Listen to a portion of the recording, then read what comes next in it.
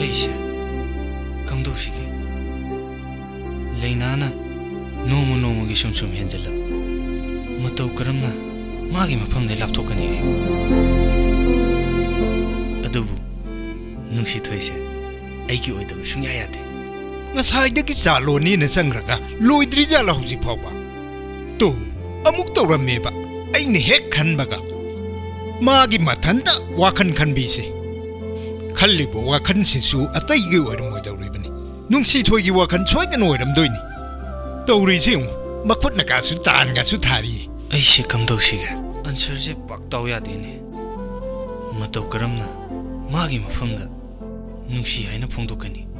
Machin na kas munum soli kari no ne ibunga khangye baba nasa ko bu atyam kana ko bro khangye ba ati nang sibu handa marat sibu na thanta tumin ung lai sibu kari gi no haiba baba nasa ji ung manati angka mane ne holisi ha ung manati angka holi ne haiba hoi answer je pakna taw ya de adubu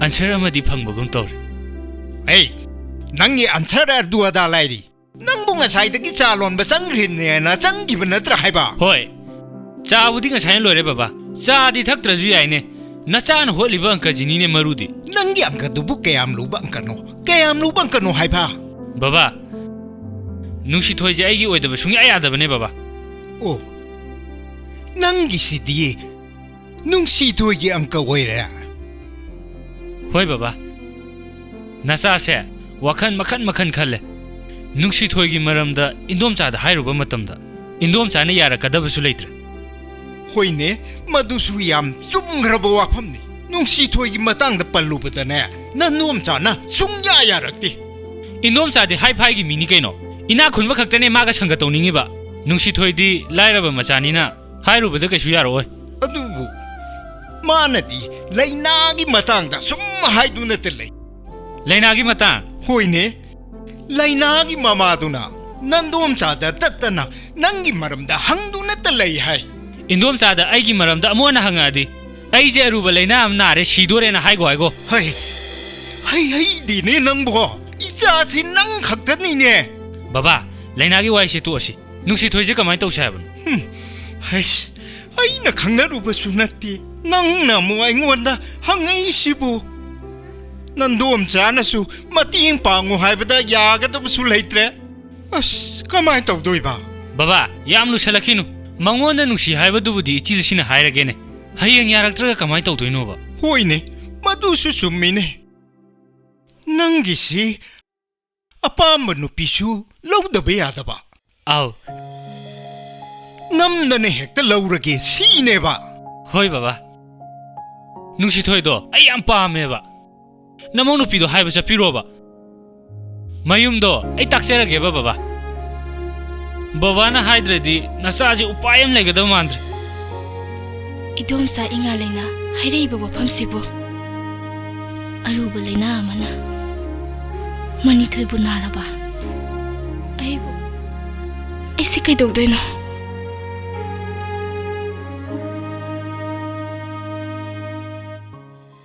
ibunga nungshithoi gi sangai si mina haidana mafam sida sangjerai aina sangai si chumdi chumme ko mama hoi chumme nungshithoi gi yumne nungshithoi hangbabo mama na lakpiri sibo kari maram gi no hangpham thokpa wangdi hangjile kamdawsige aisho haugat kangkhat pangamdadana pida thaba sungamdre haksang singamdraba ibungo si haugat kangkhat pangamdre haiba hoi mama aije haugat kangkhat pangamdadana leire aina hangjabada mama bu kari thabaki aisi ibungo karamna wafamsi haudoksige karino ne mama wafamsibo karamna haudoksige ba hoi ibungo adu nungshithoi di leitabara Mama, akhoi chal thombi di minda phau tak pa sakhi. Phau tak pa sakhi hai ba. Ai ibungo gi maphamda waphamse hekta hawdok jerage. Ai gi sanu pa gi ningai khang bang man khidradana nungsi thoi gi matangda wapham matang hangat sage haidana sangai sida hekta mama si lakjarabani. Nungshithoi gi matang da ba adusu ichanu ba gi ningai da. Mama wapam do singna dum haibiyo. Hoi ibungo gi nasan nupi nungsi thoi se ikai hangoina hairabada ai gi sanu pa sina yamna pamjaruraba yamna nungsi jaruraba haibatare isagi imawoina haijage haidana ahan boina ahal laman amatta loina rakdringaida aina hane hekta wafam se hawdok jarurage haidana laksari bani ne ibungo ahan sibu kana aini wafam khara ta jahubada akhoi nungshithoi je isana pani am pamjai ba hoi bema ibema sina nungshithoi gi kana ai pura ai nungshithoi gi manam mane nungshithoi gi manam mane haiba ai khangdadana hangbani warau ko warau jade phidagam ta tharamaro masangam dadana leiri bane ai phidam ta lokthok jarugi ge yare bema phida yaudrsu yare ibungo ibema su labanina wafamse neta na sanabe yare nangi mamasu isanu paduga ai khaktani sariba isagi pambase nangi mama nasu thunganingba mama mukta idasida yare bema mama gi wafam sidi akhoi nungshithoi se imong nupi oirage haibagi wafam nine hoi adumaina haiba tai adubu mama gi chanu padubu hojikpu kari honarige ibema isado doctor tamadi loire nisha pasaga amatta sadi isane na pangtha thagat panati ko mapa laudana na masakka su phajari poni Mama na hari sibo. Tamo wafam sida tamo yawir anu mama ga egadum tanazarage hoi bunga private hospital da hojik isanu pase thabak pujarabani ado mama gi chanu padubu doctor di oreba adudi akhoi gi di laiba yamna phabane mama gi isan paduga yengnarodi akhoi gi di mati yamna chadrida mama wafam se ingna sikna tanaraje phone number bibiramo ai phone dam haizarage ai pijaramge ai gi phone number baba manam maga mabunga dunabu kari haina pakhum pirake ibungo mabungdudi masadu ngamdadana leihowi pakhum karimta pirakte manam madubudi sumaina haihowi nungshithoida amukta hangkige haihowi atopa pakhum di piraktebo kari no haisibo baba ate maram daga wari amta sanaraktra baba aigi maram daga karimta hairamdra baba nangi maramda loina hairi ni da nupa masadu gi saktamdo amukta yengkige kaina photo ga se loina ulammi bani aigi photo ji yenghalaba aigi maramda su hairamaba aduga paukhum amata su piraktaba hais kari no ne karimta hairekti nupa masadu phaiga so hairudana Nungshithoi dubu nisabu chasaba nupada thajaningi jalaba moidubu ibungo aina nongonda pau tamba ma sithaba ma leirena kari yongchi thaino hairo baba adu buro ai ki phone number ga di manam maduna lohowine phone number lahoweba aduna kari ki phone number do lahora ke dodoi me adu ni ai su khalli phone daga harakado jala phone dabu kari harakte no baba akhoi bana maru alama amuka chalu so baba amuka chalo ba hash nangi sidi ludurida baba nupi haijidi nupa mayumna khara haija batare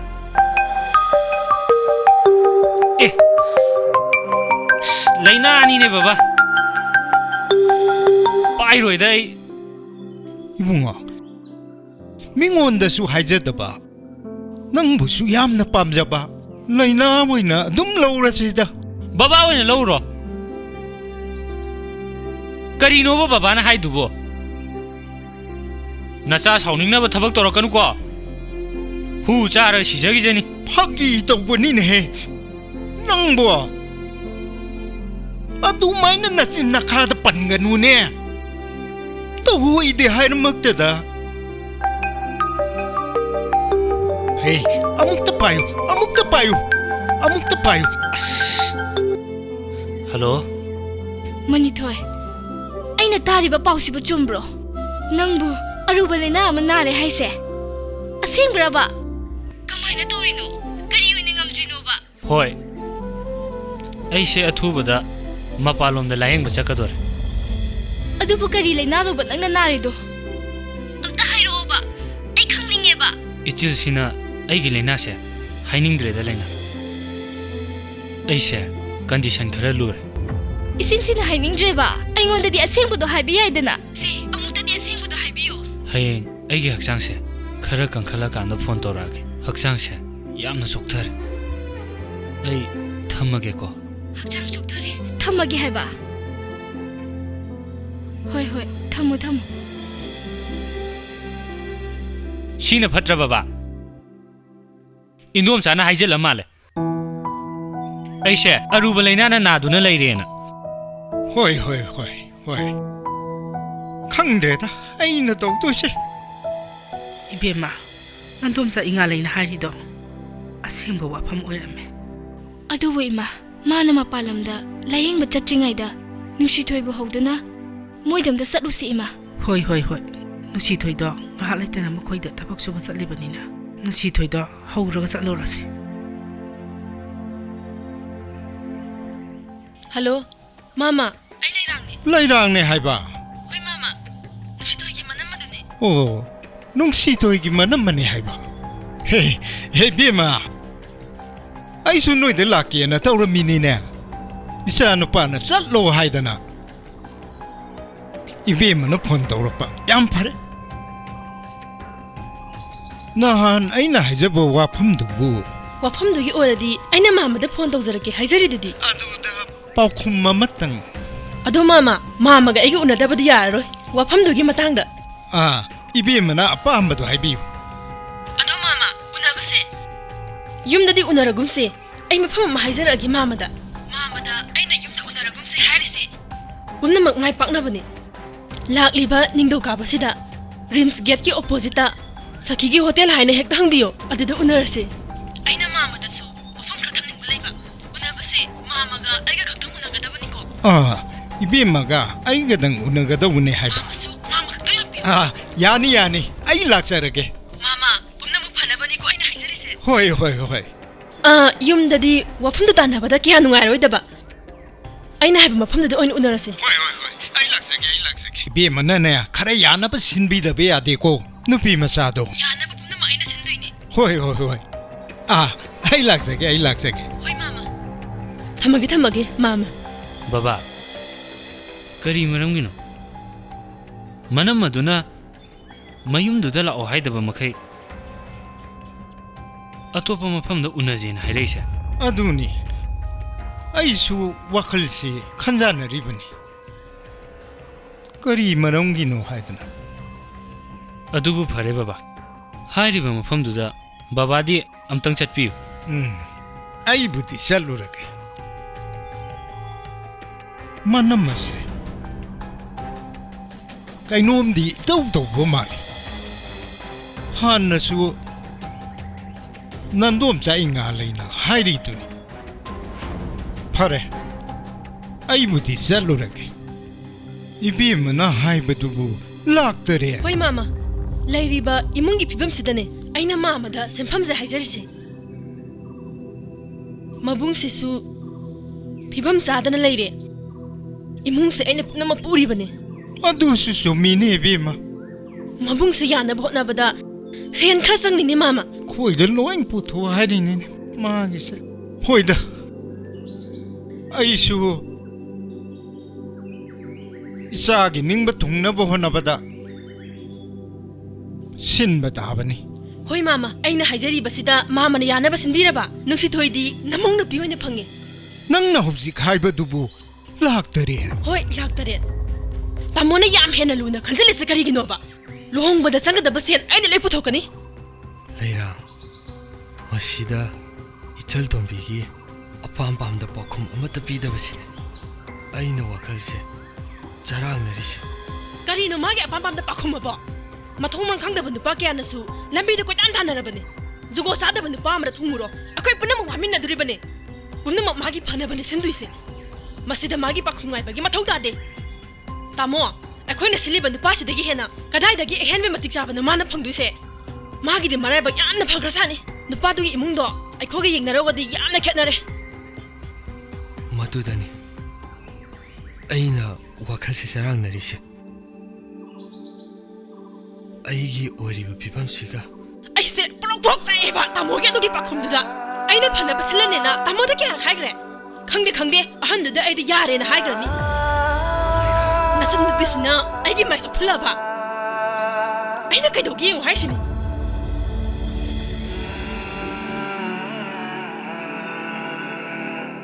nachan bisna aigi mai sa phulaba aina kaidogi haisini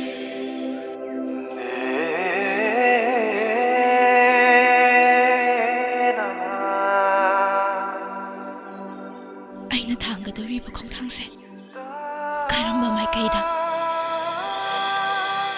ꯁꯦꯟꯐꯝꯗꯨꯕꯨ ꯂꯥꯛ 8 ꯍꯥꯏꯕ ꯍꯣꯏ ꯂꯥꯛ 8 ꯅꯨꯄꯤ ꯃꯆꯥꯗꯨꯕꯨꯗꯤ ꯃꯥꯅ ꯐꯅꯕ ꯄꯨꯝꯅꯃꯛ ꯁꯤꯜꯂꯒꯦ ꯍꯥꯏꯔꯦ ꯁꯦꯟꯐꯝꯗꯨꯅꯤ ꯃꯥꯅ ꯍꯧꯖꯤꯛ ꯑꯩꯉꯣꯟꯗ ꯍꯥꯏꯔꯤꯁꯤ ꯂꯨꯍꯣꯡ ꯈꯣꯡꯗꯣꯡꯕꯗ ꯁꯦꯜ ꯆꯪꯕꯅꯤꯅ ꯃꯗꯨꯗ ꯅꯃꯥ ꯊꯣꯡꯉꯒꯅꯤ ꯑꯩꯈꯣꯏꯗ ꯁꯦꯟꯐꯝꯗꯨ ꯄꯤꯌꯨ ꯍꯥꯏꯔꯤꯁꯦ ꯕꯕꯥ ꯐꯔꯦ ꯅꯆꯥꯁꯦ ꯋꯥꯈꯜ ꯑꯝꯇ ꯈꯜꯂꯛꯈꯤꯒꯦ ꯏꯄꯥꯒꯤ ꯕꯨꯡꯉꯣ ꯏꯆꯥꯒꯤ ꯅꯤꯡꯕ ꯊꯨꯡꯅꯕ ꯏꯄꯥꯗꯤꯅꯦ ꯁꯦꯟꯐꯝꯗꯨ ꯄꯤꯔꯒꯦ ꯍꯥꯏꯅ ꯈꯜꯂꯦ ꯑꯩꯅ ꯌꯥꯝꯅ ꯉꯛꯏꯕꯗꯤ ꯃꯅꯝ ꯑꯗꯨꯒꯤ ꯋꯥꯈꯜꯂꯣꯟꯗꯨꯅꯤ ꯑꯗꯨꯕꯨ ꯅꯨꯡꯁꯤꯊꯣꯏꯒꯤ ꯈꯟꯗꯕ ꯌꯥꯗꯦ ꯕꯕꯥ ꯅꯨꯡꯁꯤꯊꯣꯏ ꯑꯩ ꯅꯪꯒꯤ ꯃꯃꯜ ꯄꯤꯗꯨꯅ ꯂꯩꯒꯗꯕ ꯃꯤꯗꯤ ꯅꯠꯇꯦ ꯑꯗꯨꯕꯨ ꯑꯩ ꯅꯪꯕꯨ ꯅꯨꯡꯁꯤ ꯑꯩꯒꯤ ꯑꯣꯏꯗꯕ ꯌꯥꯗꯦ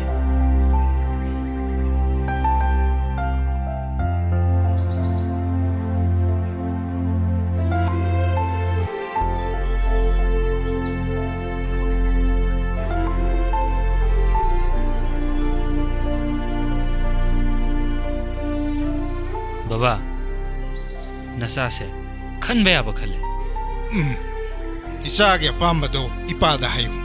Ipada kari hainingi. Senpam do. Pire se baba. Adubu. Nungshithoi gi mamal dinate. Ai nungshithoi bu nungshi baba. Madum magni ipagi apamba su. Siel do di kari sunati. Isagi maning thungan madunine ipahana pamise adudi hayeng mak ai manam magu nanaba sillage kaino wafam se kerak so haudu e nang atu minna sumna silise kari gino ba akhoi ba mi manga so po haira ba nabung asom basiga ai ga se kyam kuina nang otki gi haino ba akhoi se mi manga yolage haira ba mi gi imung dunadi nong bagi sum tak salai nangi pakum da pir oda nabung sichu lekta bam ta khangdre ahan dadi ayaba de pikhrabani luhong bagi matam ne moine khure tak sala ibase nangna masida tumina sumna sanba yaroye ngasai dagi aina ngang sa ibase nangin da famda ne nusi toy sum tumile bi yaroye hoi nama aisu inama na haibadu yarake aduni dana pare nangi pakum dine khoina ngari ba lakli ba yumja ka sajida nupa du go sakhang mai khangna ba oina ibani chakata bani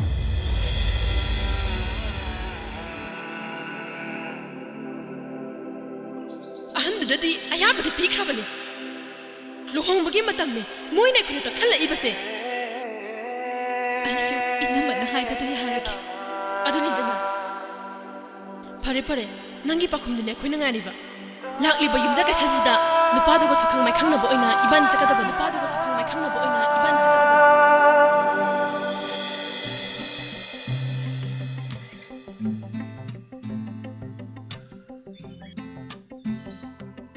이붕어 뭉시토이기 만남 마두나 아이고한테 폰 떠오라미네 ꯀꯔꯤ ꯑꯃꯨꯛ ꯍꯥꯏꯔꯛꯏꯅꯣ ꯕꯕꯥ 만남 마시나 와펌지 두질럭빠시다 이빠디 뿡엉엉래 까리 하이도이노 하이범 강드레 ꯀꯔꯤꯅꯣꯕ ꯊꯨꯖꯜꯂꯛꯏꯁꯦ ꯕꯕꯥ ꯅꯆꯥꯗ ꯑꯝꯇ ꯃꯌꯦꯛ ꯁꯦꯡꯅ ꯍꯥꯏꯕꯤꯌꯣꯕ ꯕꯕꯥ ꯅꯨꯡꯁꯤꯊꯣꯏꯒ ꯅꯪꯒꯁꯦ ꯆꯦꯟꯕꯒꯤ ꯃꯇꯥꯡꯁꯤꯅꯦ ꯊꯨꯖꯤꯜꯂꯛꯏꯁꯦ ꯀꯔꯤꯕ ꯑꯁꯦꯡꯕꯩꯔꯣ ꯕꯕꯥ ꯑꯁꯦꯡꯕꯅꯤ ꯍꯥꯏꯔꯒ ꯃꯅꯝ ꯑꯗꯨꯅ ꯑꯁꯦꯡꯕꯒꯤ ꯍꯥꯏꯔꯛꯄ꯭ꯔꯕ ꯕꯕꯥ ꯍꯥꯏꯔꯤꯑꯦ ꯋꯥꯅꯤ ꯍꯥꯏꯔꯤꯑꯦ ꯍꯥꯏꯃꯛꯇꯗ ꯑꯁꯦꯡꯕꯀꯤ ꯊꯨꯖꯤꯜꯂꯛꯄꯁꯤꯗ ꯏꯄꯥꯗꯤ ꯀꯣꯛꯁꯤ ꯀꯩꯅꯣꯝ ꯇꯧꯏꯗ ꯊꯨꯖꯜꯂꯛꯏꯁꯦ ꯌꯥꯝ ꯐꯔꯕꯅꯦ ꯕꯕꯥ ꯅꯨꯡꯁꯤꯊꯣꯏꯁꯦ ꯏꯅꯥꯛꯇ ꯊꯝꯅꯤꯡꯉꯕꯅꯤ ꯃꯅꯝ ꯑꯗꯨꯒꯤ ꯃꯩꯁꯥ ꯂꯥꯡꯉ ꯂꯩꯗꯣꯏ ꯁꯔꯨꯛꯄꯨꯗꯤ ꯇꯧꯔꯤꯁꯤ ꯌꯦꯡꯉꯨꯅꯦ ꯑꯩꯒꯤ ꯏꯆꯥ ꯅꯨꯄꯥꯁꯤꯗꯤ ꯅꯨꯡꯁꯤꯊꯣꯏꯗ ꯄꯨꯡꯉꯥꯎ ꯉꯥꯎꯈ꯭ꯔꯦ ꯍꯦ ꯂꯥꯛꯂꯤꯕ ꯌꯨꯝꯁꯀꯩꯁ ꯅꯨꯃꯤꯠ ꯅꯤꯅꯤ ꯄꯥꯟꯕ ꯅꯨꯃꯤꯠꯁꯦ ꯅꯨꯡꯁꯤꯊꯣꯏ ꯅꯕꯥꯅꯤ ꯆꯦꯟꯕ ꯇꯥꯔꯦ ꯑꯗꯨꯗ ꯅꯣꯏꯅꯤ ꯆꯦꯜꯂꯣꯀꯣ ꯃꯊꯪ ꯍꯞꯇꯥ ꯌꯨꯝꯁꯀꯩꯁ ꯅꯨꯃꯤꯠ ꯅꯤꯅꯤ ꯄꯥꯟꯕ ꯁꯤꯗ ꯅꯨꯡꯁꯤꯊꯣꯏ ꯑꯩꯅ ꯆꯦꯜꯂꯗꯕ ꯌꯥꯔꯦ ꯀꯩꯅꯣ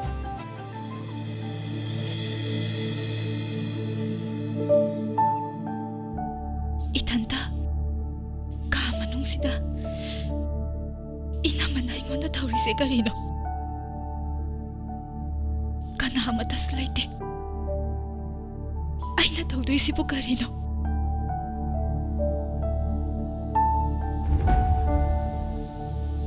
아이가 하나 사캉나바 미삭스나테 이나마나 이탄다 타마미시보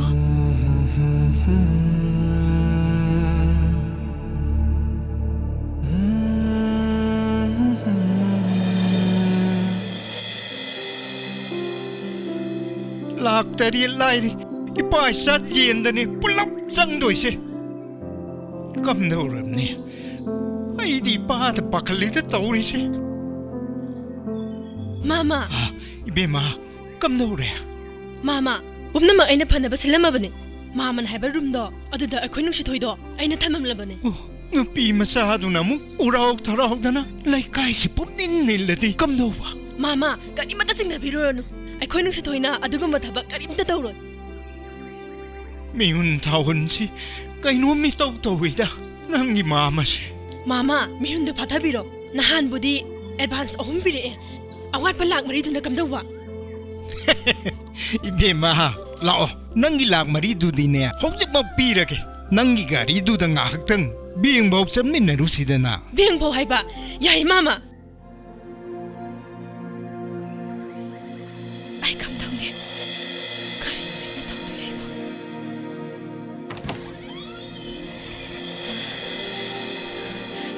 에이보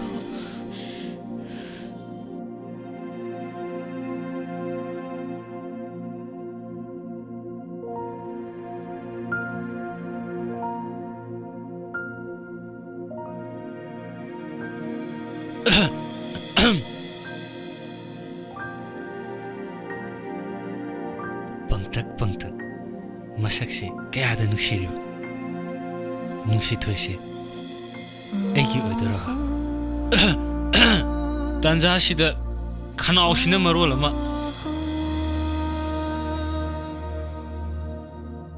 ꯉꯁꯤꯗꯤ ꯑꯩꯁꯨ ꯏꯀꯥꯏꯕ ꯑꯃ ꯌꯥꯎꯏꯅꯤ ꯊꯃꯣꯏꯁꯦ ꯑꯩꯁꯦ ꯅꯍꯥꯟꯒꯩꯗꯤ ꯅꯉꯣꯟꯗ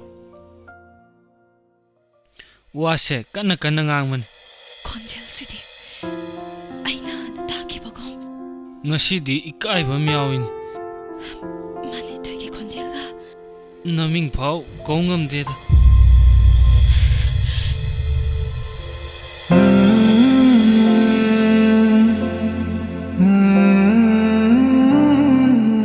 잘만이 더해 마밤시다 마나 감동나 아이기 미망다 ꯅꯪꯅ ꯎꯠꯂꯤꯕ ꯃꯇꯧ ꯑꯁꯤ ꯀꯔꯤꯅꯣ?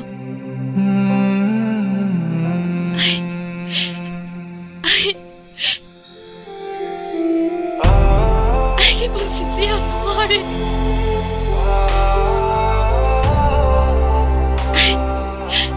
ꯑꯩꯕꯨ ꯂꯛꯅꯔꯤꯕ꯭ꯔꯥ? ꯑꯩꯕꯨ ꯅꯣꯏꯅ ꯂꯛꯅꯔꯤꯔꯣ? ꯑꯩ ꯋꯥꯔꯦ. ꯑꯩ ꯇꯁꯦꯡꯅ ꯋꯥꯔꯦ. ꯅꯨꯡꯁꯤꯊꯣꯏ, ꯅꯪ ꯀꯔꯤꯒꯤ ꯀꯞꯄꯤꯅꯣ? ꯅꯪꯅ ꯀꯞꯄꯁꯦ ꯄꯛꯆꯗꯦ. ꯉꯁꯤꯗꯤ ꯅꯪ ꯅꯣꯛꯀꯗꯕꯅꯤ. ꯅꯪꯅ ꯅꯣꯛꯄꯁꯦ ꯑꯩ ꯑꯃꯨꯛꯇ ꯎꯗ꯭ꯔꯤ. ꯁꯦ, ꯀꯞꯀꯅꯨꯁꯦ. ꯀꯞꯄꯁꯦ ꯄꯛꯆꯗꯦ.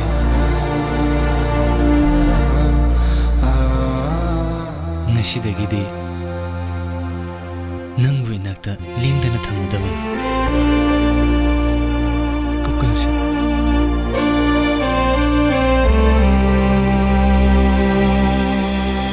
이마, 누시토이도 이만 없다 거봐.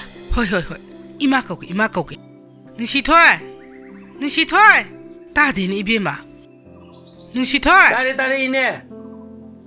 ꯏꯅꯦ ꯑꯩꯁꯦ ꯊꯕꯛ ꯑꯃ ꯇꯧꯁꯜꯂꯨꯗꯅ ꯏꯅꯦ ꯍꯣꯏꯅ ꯀꯧꯔꯛꯄꯗꯣ ꯃꯇꯝ ꯆꯥꯅ ꯈꯨꯝꯍꯧꯗ꯭ꯔꯦ. ꯏꯅꯦ ꯍꯣꯏꯕꯨ ꯑꯣꯟꯊꯣꯛꯄ ꯇꯟꯖꯥ ꯑꯃꯗ ꯍꯦꯛ ꯂꯥꯛꯑꯦ. ꯀꯔꯤꯅꯣꯅꯦ? ꯑꯣꯟꯊꯣꯛꯄ ꯇꯟꯖꯥ ꯑꯃꯗ ꯂꯥꯛꯑꯦ ꯍꯥꯏꯕꯕꯣ? ꯅꯨꯡꯁꯤꯊꯣꯏꯕꯨ ꯂꯩꯇꯕꯔꯣ? ꯏꯅꯦ, ꯏꯆꯟꯇꯣꯝꯕꯤꯒꯤ ꯃꯇꯝꯅ ꯌꯧꯔꯛꯄ ꯍꯥꯏꯗꯨꯅꯤ. ꯅꯨꯄꯥ ꯃꯌꯨꯝꯅ ꯍꯥꯏꯗꯣꯛꯄ ꯂꯥꯛꯀꯅꯤ ꯍꯥꯏꯗꯅ ꯃꯔꯥꯡ ꯇꯧꯔꯤꯁꯤꯅꯤ. ꯂꯩꯔꯥꯡꯁꯨ ꯑꯍꯜ ꯂꯃꯟ ꯈꯔ ꯇꯥꯟꯅꯅꯦꯅ ꯆꯠꯈꯤꯕꯅꯤ. ꯂꯩꯔꯥꯡꯅ ꯑꯍꯜ ꯂꯃꯟ ꯇꯥꯟꯅꯕ ꯆꯠꯈꯤꯌꯦꯕ? 이마 그리노니 하이시보. 누파 마윤나 하이도 빨라가니보. ꯍꯥꯏ, ꯅꯣꯡꯌꯥꯏ.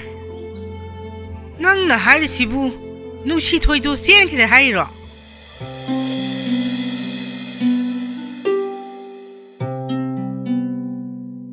ꯑꯩꯁꯦ ꯅꯨꯄꯤꯒꯥꯏꯗꯨ ꯆꯦꯜꯂꯕꯅꯤꯀꯣ.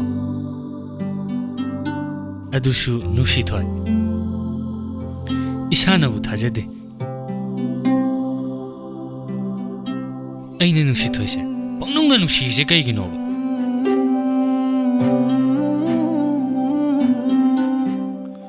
ꯁꯔ. ꯍꯧꯖꯤꯛ ꯐꯥꯎꯕ ꯁꯥꯔ ꯍꯥꯏꯅ ꯑꯗꯨꯝ ꯀꯧꯈꯤꯗꯣꯏꯔꯕ? ꯃꯤꯡꯒꯧꯗꯨꯗꯤ ꯁꯦꯝꯗꯣꯛꯄꯅ ꯐꯔꯦꯗ. ꯗꯗꯥ ꯀꯧꯔꯣ ꯀꯩꯗꯧꯔꯒꯦ?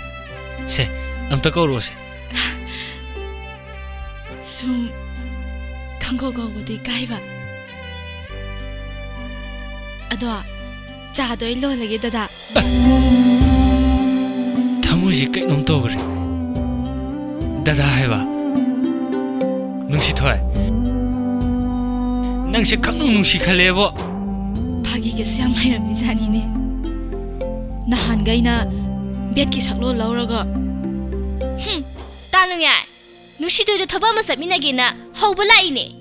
ꯑꯁ, ꯀꯩꯅꯣ? 이마, ꯃꯅꯤꯊꯣꯏꯅꯒ ꯐꯣꯟ ꯄꯥꯏꯗꯕꯅꯦ. ꯑꯁ, ꯀꯃꯥꯏ ꯇꯧꯗꯣꯏꯅꯣ? 이bungo ꯅꯣꯡꯌꯥꯏ. ꯑꯩꯈꯣꯏ ꯅꯨꯡꯁꯤꯊꯣꯏꯗꯨꯕꯨ 마기두부 ꯀꯔꯤ ꯂꯝꯗꯅꯣ? 이네, ꯑꯩꯈꯣꯏ ꯏꯆꯟꯇꯣꯝꯕꯤꯒꯤ ꯂꯝꯗꯨꯕꯨ ꯂꯪꯗꯥꯏ ꯈꯨꯟꯖꯥꯎꯗꯅꯤ ꯍꯥꯏꯌꯦ. ꯂꯝꯗꯥꯏ ꯈꯨꯟꯖꯥꯎꯗ? 이마, ꯑꯁꯤꯗꯤ ꯃꯅꯤꯊꯣꯏꯒꯤ ꯂꯝꯗꯣ ꯅꯠꯇ꯭ꯔꯣ? ꯃꯥꯅꯤ ꯏꯕꯦꯝꯃ, ꯃꯅꯤꯊꯣꯏꯒꯤ ꯂꯝꯗꯨꯅꯤ. 이bungo ꯅꯣꯡꯌꯥꯏ, ꯅꯨꯄꯥꯗꯨꯒꯤ ꯀꯌꯨꯝꯗꯣ ꯀꯔꯤꯅꯤ ꯍꯥꯏꯒꯦ? 이네, ꯅꯨꯄꯥꯗꯨꯒꯤ ꯀꯌꯨꯝꯗꯨꯕꯨꯗꯤ ꯀꯩꯁꯥꯝꯅꯤ ꯍꯥꯏꯌꯦ. ꯀꯩꯁꯥꯝ? ꯀꯩꯁꯥꯝ. ꯀꯩꯁꯥꯝ? ꯀꯩꯁꯥꯝ. ꯂꯪꯗꯥꯏ. ꯀꯩꯁꯥꯝ. 이마, ꯂꯪꯗꯥꯏ. lamꯗꯁꯨ ꯁꯨꯝꯃꯦ, ꯌꯨꯝꯅꯥꯛꯇꯁꯨ ꯁꯨꯝꯃꯦ. 그마이 떠오드노 이마. 찡내예. 랑다이. 호이미 이마 랑다이다네. 그마이 떠오드노 이마 랑다이다네. 폰도.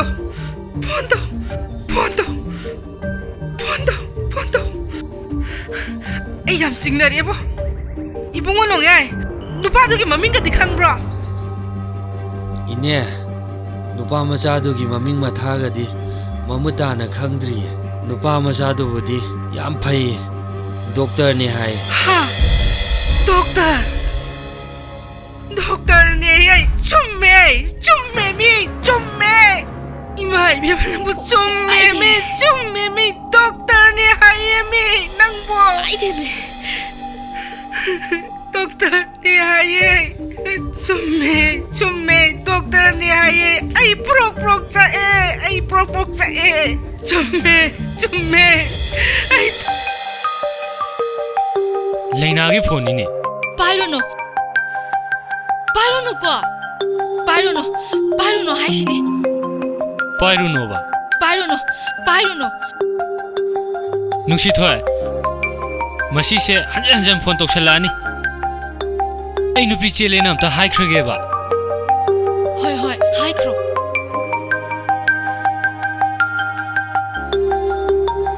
Hello मनिथोय ngana su phone pai de nana phone pai gan si kari gino अथुबा कई लेरगे लेना kari lerege bu kaino aina no da hangba ya drabo phone pai de bigi maram do manithoi nang bu kai de lege ba आई युमदा ले कइनो yum da leye ba nang na sa kem taw drabo ai la ke ba nang kai dorige अदुबरा sim da hayo आई सेंगना दुम हाइरगे से hairo आई ayam sing na bem lei आई नुपी चेले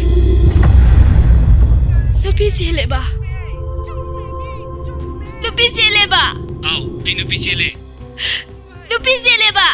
आई चेले बा nupi chele ba होय आई नुपी चेले बा nupi chele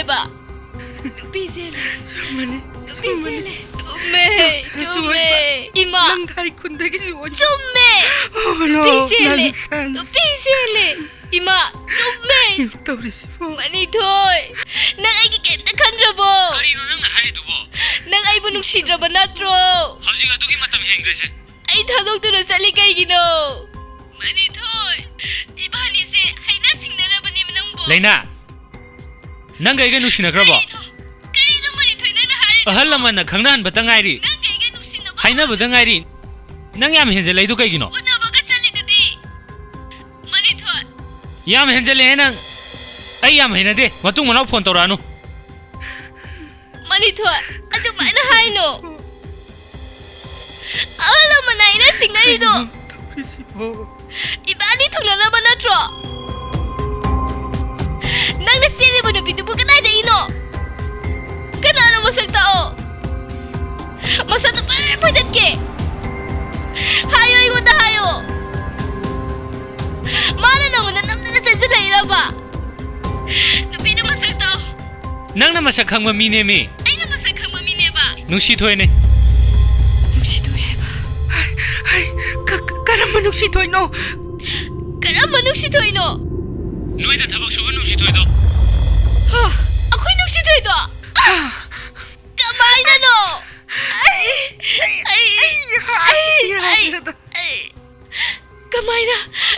kamai na no ini di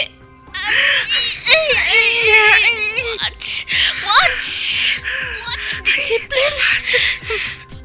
Yung natabag sa bimana. What discipline? Asa kang nonto. Ay nagsitoyat ka ni. Manitoy. Nang ay sin ka sa zero lao. Ay nangyam na siya pa me. Ay ato mi oras uwege. Ay sana yage. मुट पुम त थमगेसे नंगोंदा तीन थी ngangi दना लेना ना नंग हम त थी ngang थलो से ngangu से मुट ऑन तौरगेसे